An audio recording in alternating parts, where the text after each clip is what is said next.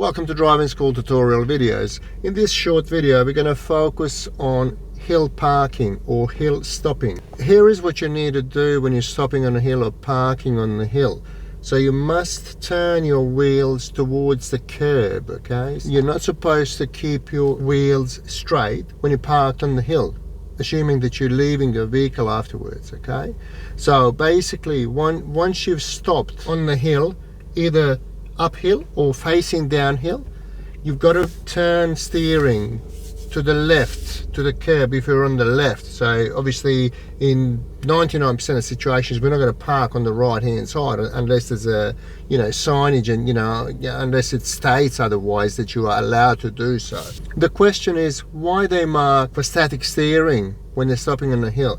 So what they do is basically after they stopped, they would then, without movement, they would steer to the left, which is considered as static steering. So now, how to avoid that? It's a pretty difficult one because it depends on the distance from the curb. If you're too close to the curb, if you're trying to be as courteous as possible and to leave as much space as possible on your right hand side so that people can overtake you on the right hand side. So if you're too close to the curb, you may not allow enough space for your wheels to be turned towards the curb as you are still slowly moving.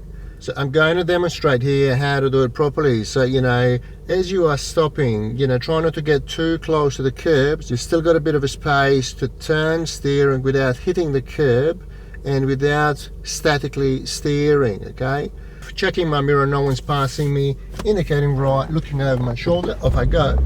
Now, before we stop the vehicle, we've got to indicate left, obviously, and then as we get closer to the spot where we need to stop, we will simply just turn slightly towards the curb without doing the static turning. So that way we've got the wheels turned towards the curb, okay? So that's very simple to do. There's a lot of confusion between whether we should stop first and then steer without any movement, or turn slightly towards a curb as the vehicle is in the process of stopping at a very low speed. So the wheels should not be touching the curb. So if your car rolls backwards, your rear wheels will hit the curb, but if it's parked down a hill, if it rolls forward, it will hit the curb forward. We also had a question whether the static steering harms the vehicle in any way. It doesn't harm it, but it's just a rule, and we just basically convey this rule in a manner that people understand it, why and how they should do it to the best of their ability. We hope that this clarifies stopping on the hill. We thank you for watching and we will see you in the next video.